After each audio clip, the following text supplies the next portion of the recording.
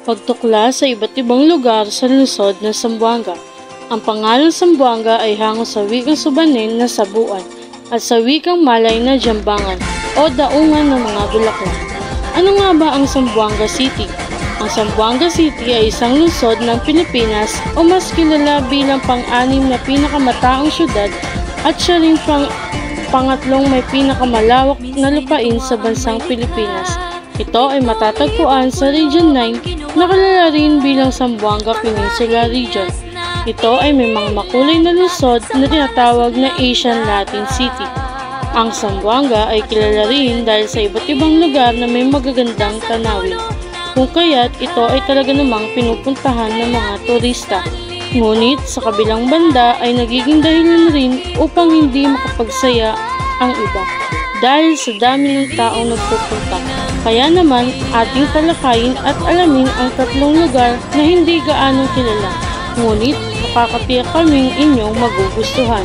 Ang unang lugar na ating tutuklasin ay ang Talongkasay Village and Mosque.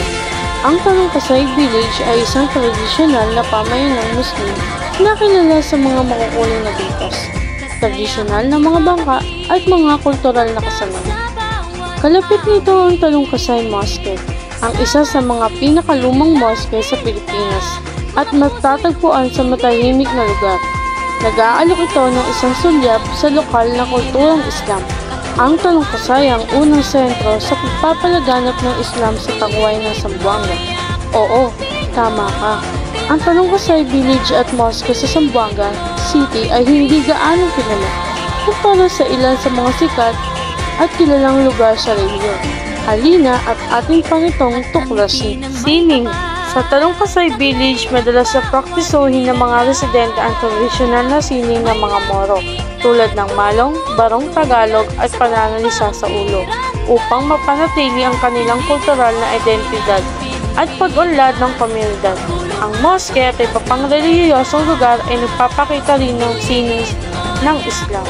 Kasaysayan. Kung tungkol naman sa kasaysayan ng lugar ang ating pag-uusapan, ito ay makasaysayang lugar sapagkat ang mosque na ito ay ang pinakamatanda sa Zamboanga at nagsisilbing isang makabuluhang kultural at relihiyosong lugar para sa lokal na pamayanang Muslim.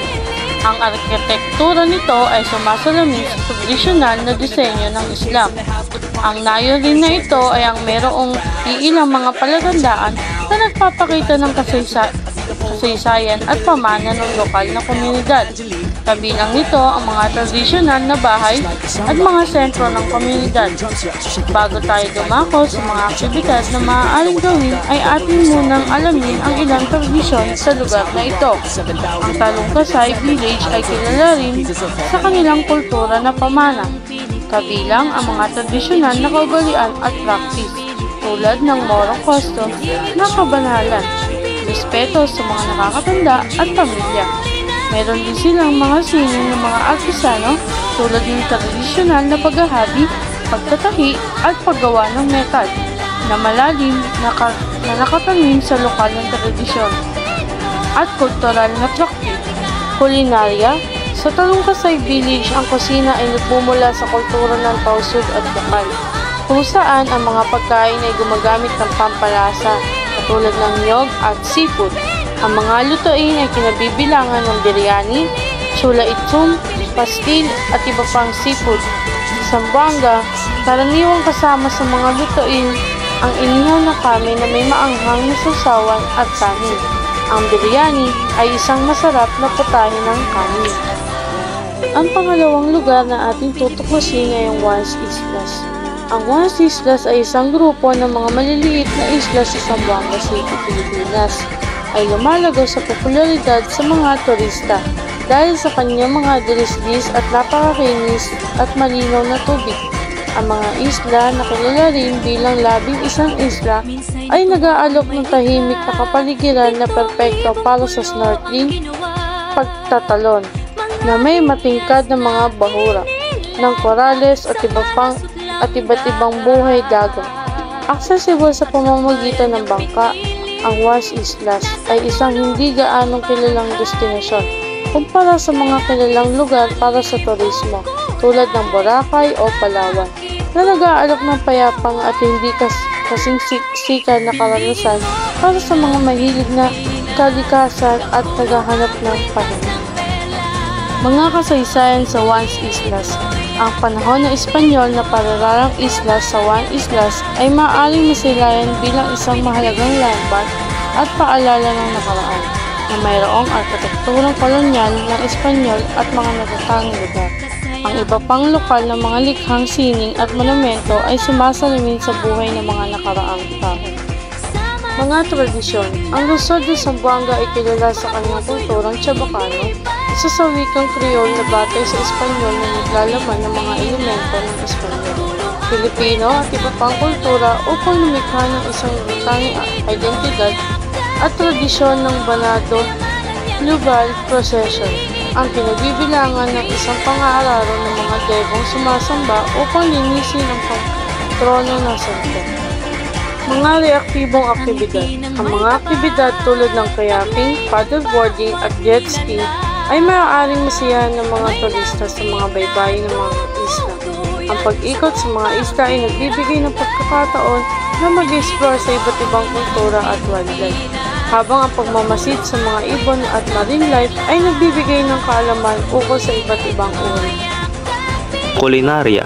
Ang kuratsa ay isang lokal na potahe na gawa mula sa alimango na kilala sa kanyang natatanging lasa at karaniwang inaahin sa iba't ibang paraan, kabilang ang inihaw o niluluto sa sabaw. Sining. Sa Juan Islas, makakaranas ang mga bisita ng sining at kultura ng Zamboanga kasama ang mga tradisyonal na sayaw tulad ng subanen at subagenyo, folk dances at pinapakita sa mga pista at kaganapan. Ang mga binta ay makukulay at tradisyonal na bangka at makikita rin sa lugar. Pangatlo naman sa lugar na ating aalamin ay ang bundok ng Pulong Bato. Ang Pulong Bato sa lungsod ng Zamboanga ay nag-aalok ng magandang tanawing pintoreskong ruta mula sa lungsod na may sariwang vegetation at magandang visibility. Madaling ma-access at kahit maliit ang lugar, nagbibigay ito ng payapa na intimate na kapaligiran para sa mga bisita. Mga likas na tanawin. Ang bundok ng Pulong Bato ay nagbibigay ng tanawin ng lungsod ng Zamboanga at ang mga paligid nito, kaya ito ay mga paboritong destinasyon ng mga outdoor enthusiasts. Ang lugar ay puno ng iba't ibang halaman at hayop. Mayroon ding iba't ibang hiking trails para sa casual experience ng mga hiker. Ang bundok na meron ding iba't ibang talon, magagandang ilog at natural na mga katawan ng tubig na nagbibigay ng pagkakataon para sa paglangoy, pangisda at pagsaliksik sa paligid ng tubig. Sining. Ang yakang weaving at brassware ay dalawang tradisyonal ng sining ng Zamboanga na nagpapakita ng yaman ng kulturang pangrelihiyon. Ang yakang weaving ay nasasangkot ng paglikha ng magandang disenyo na may kulay na geometriko, habang ang brassware ay kinabibilangan ng mga dekoratibong bagay, gagamitan at mga instrumentong pangmusika nagpapakita ng kasaysayan ng relihiyon. Mga tradisyon. Sa Zamboanga, kilala ang lugar sa mayamang tradisyon na barter trade kung saan ang mga lokal na nagpapalitan ng mga kalakal na hindi gumagamit ng kanilang sariling pera. Ang ganitong uri ng kultura na pagsasamahan at negosyo ay palasak ang mga tradisyonal na sayaw, musika at tulad ng subanen dance at pangalay ay popular din sa komunidad ng mga lokal. Mga reaktibong aktibidad. Ang bundok Pulong Bato ay isang popular na destinasyon para sa mga naglalakbay, nagnanais na mga magagandang tanawin, daan at karanasan sa tutok. Ito ay isang lugar kung saan maaring mag-enjoy ang mga bisita ng pagkain sa isang payapa at mapayapang kapaligiran. Sa bundok, makakahanap ng mga tamang lugar para sa camping at picnic upang lalong maging memorable ang kanilang pagbisita.